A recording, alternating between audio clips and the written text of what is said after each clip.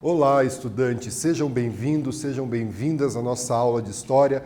Eu, professor Paulo Brito, para a gente conversar, bater um papo, sobre Revolução Francesa, a fase da Convenção Nacional.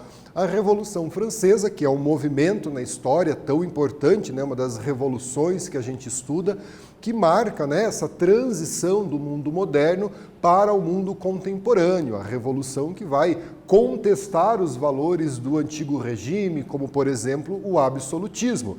Ela acontece influenciada pelos ideais iluministas, igualdade, liberdade e fraternidade, e ela marca esse rompimento da Idade Moderna para o mundo contemporâneo, as bases do mundo contemporâneo. Vamos ver aqui os objetivos dessa nossa aula. Então, compreender como se deu o processo revolucionário francês. Essa revolução que começa nos anos de 1789, lá na Assembleia dos Estados Gerais.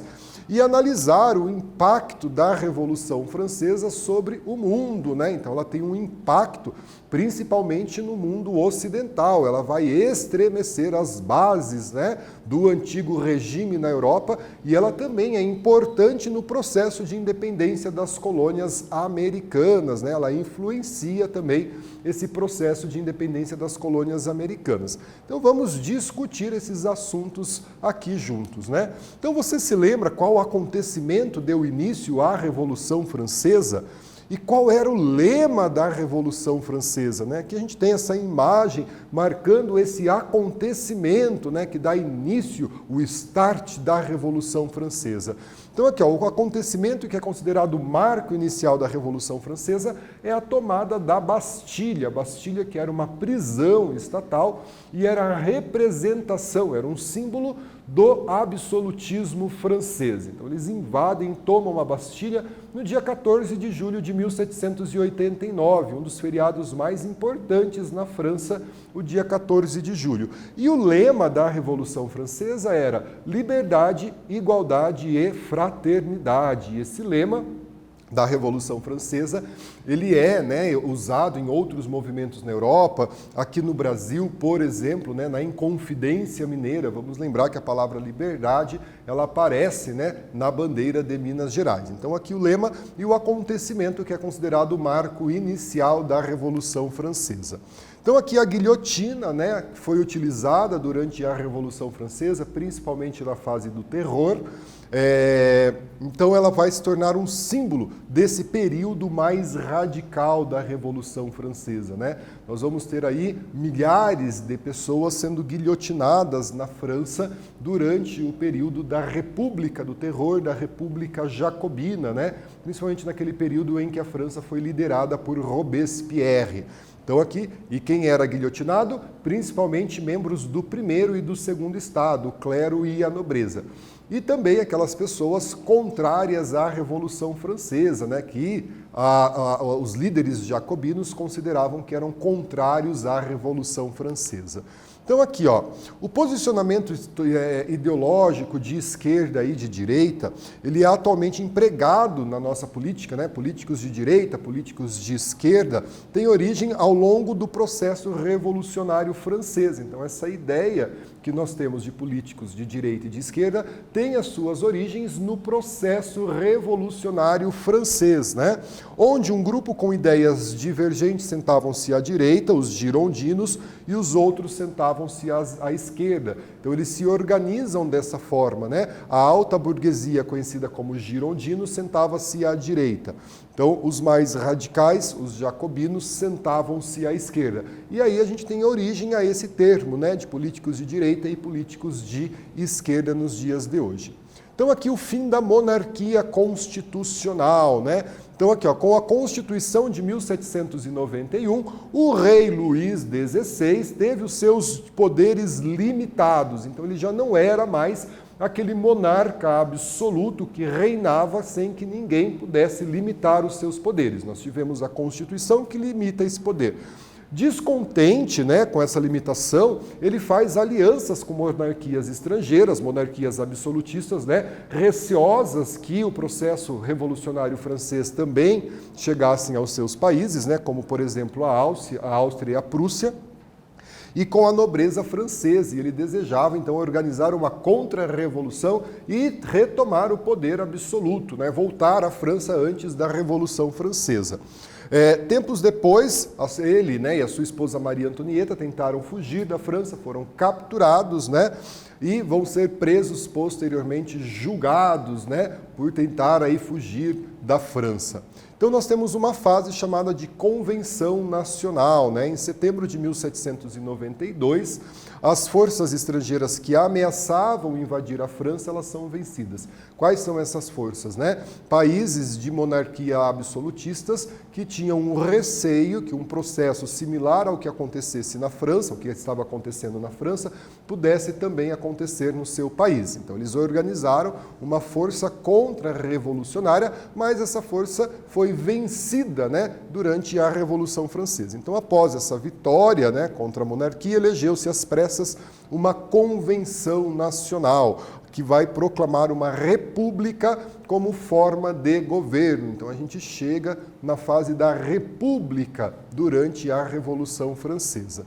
Olha aqui uma atividade, né? Na imagem, o líder jacobino Jean-Paul Marat, em uma representação de 1792. Então vamos aqui olhar a atividade, né? Viva Marat, viva os jacobinos, né? Lembrando aí que os jacobinos era, né, esse grupo político mais à esquerda que desejava mudanças mais radicais dentro da Revolução Francesa, né? Explique como ele está sendo representado. Então vamos explicar aqui, né, essa representação do Marat, esse líder dos jacobinos, e a gente faz a correção da nossa atividade juntos.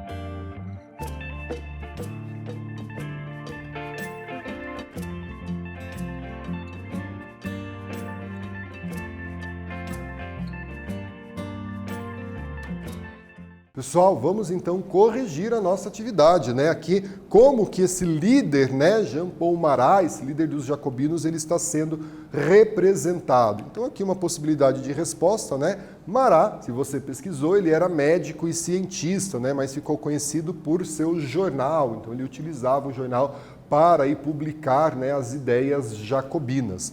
O Amigo do Povo chamava-se o jornal, no qual ele defendia ardorosamente causas populares.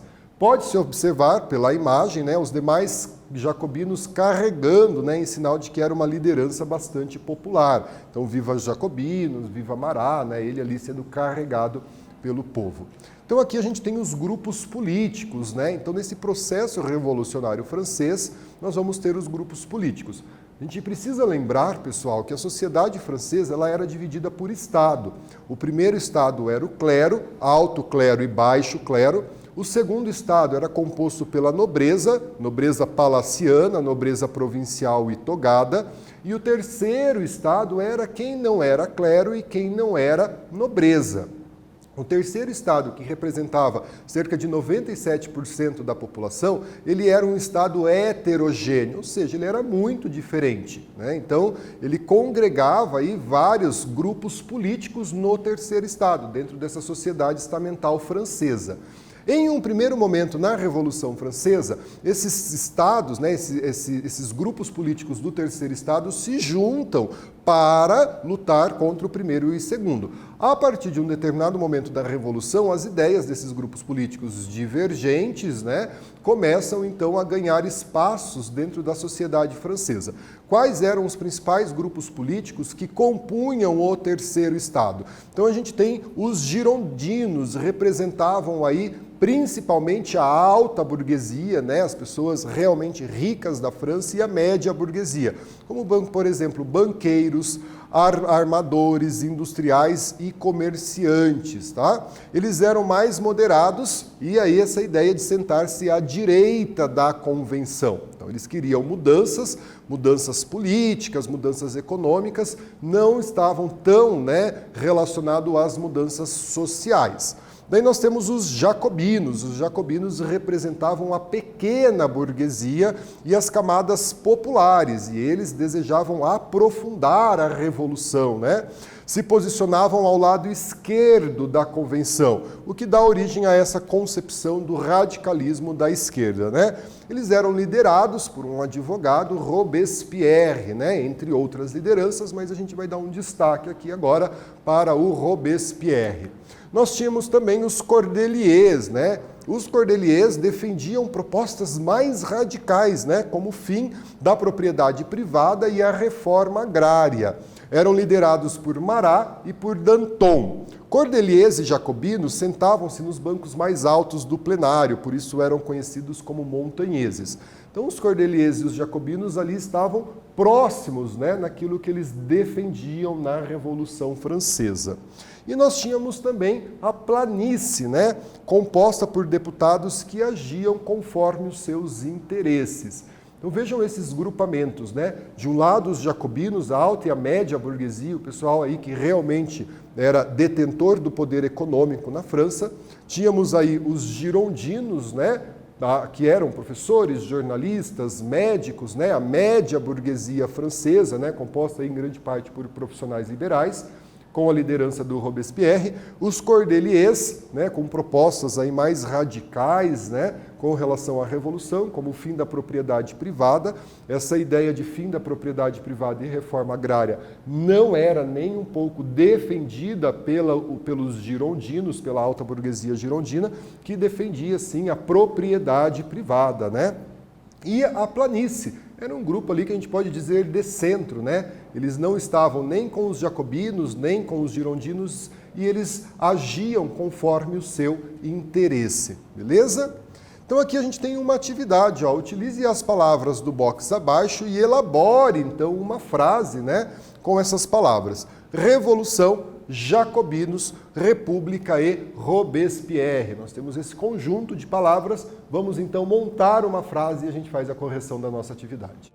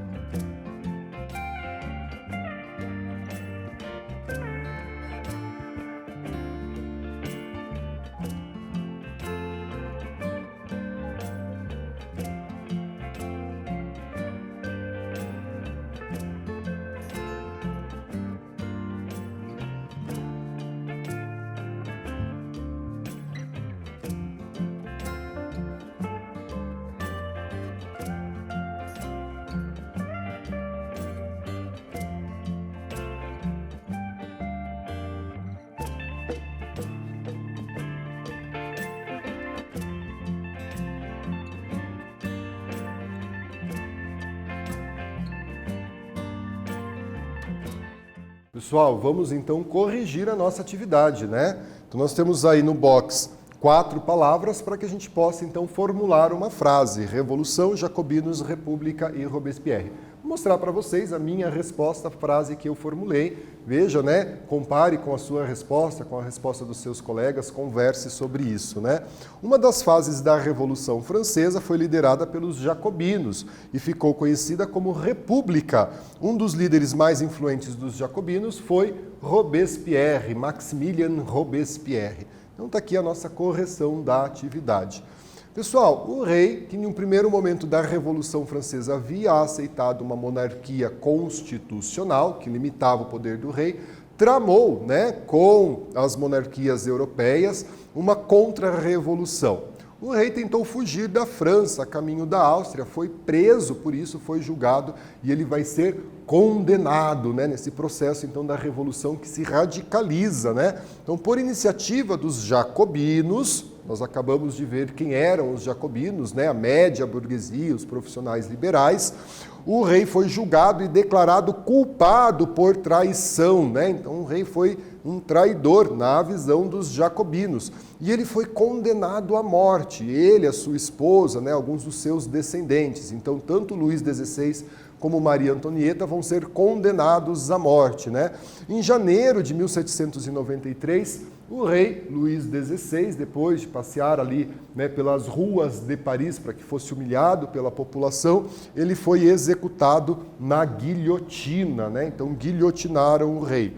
Maria Antonieta, sua esposa, foi para a guilhotina meses depois. E aqui a gente tem essa representação do guilhotinamento do rei Luís XVI na França, né? Um fato que vai chocar, né, as monarquias absolutistas europeias. Então nós vamos ter aí um rei sendo executado, né, de uma forma, né, brutal ali pela guilhotina em praça pública, né, para que as pessoas pudessem então ter o exemplo do que poderia acontecer com quem traísse a França, traísse a Revolução Francesa, né?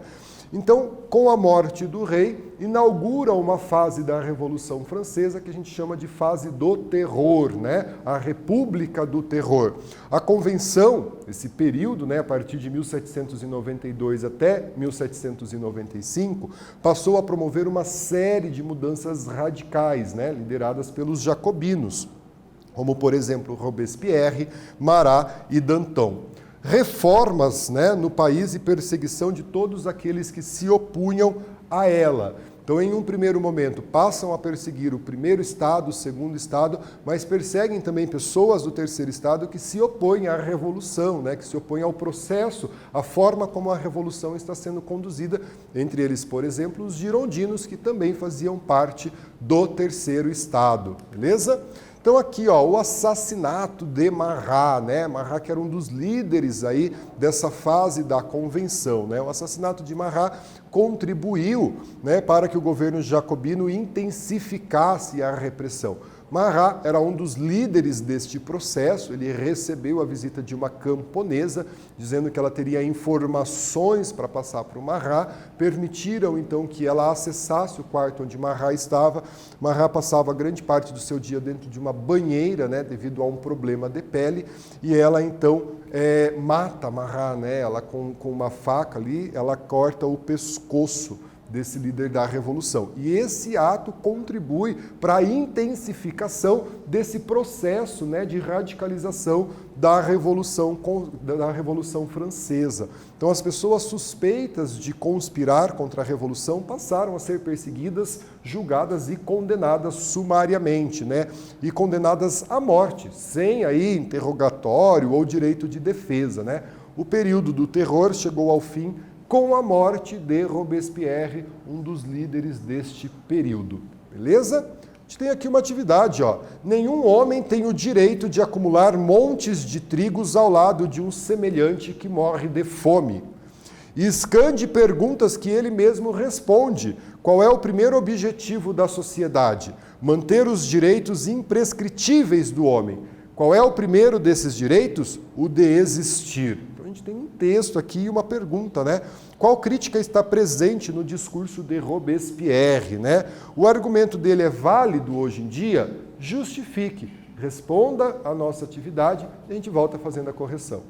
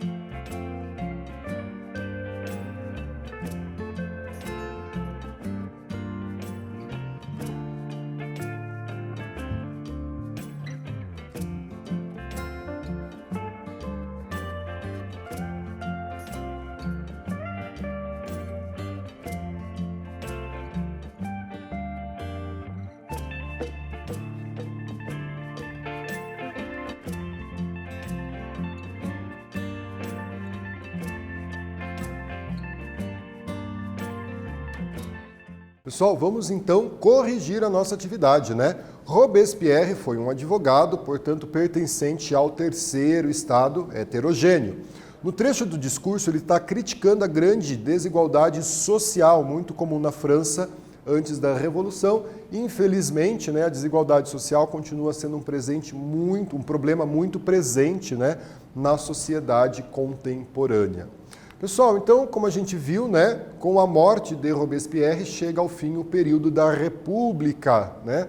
Então, os jacobinos chegaram a guilhotinar até mesmo os líderes, né, revolucionários como Danton e Hébert, né? E com isso foram perdendo o apoio popular, né, e da maioria dos deputados franceses. Os girondinos, a alta burguesia, aproveitaram-se, né, desse clima de radicalização, né, esse clima de insatisfação com os jacobinos e deram um golpe assumindo o poder, né? Prenderam Robespierre, prenderam os demais líderes, guilhotinaram sem julgamento e era o fim da República Francesa no ano de 1795. Então a monarquia constitucional tem fim, logo após a tentativa de fuga do rei Luís XVI.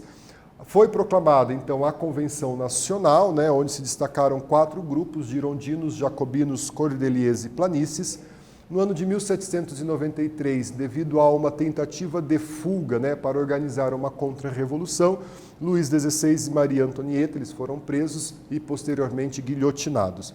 Tem início o período do terror, conhecido como República do Terror, República Jacobina, entre os anos de 1792 e 1795, o que levou à morte de milhares de pessoas. Galera, obrigado pela participação na aula, fiquem bem, se cuidem e até a próxima.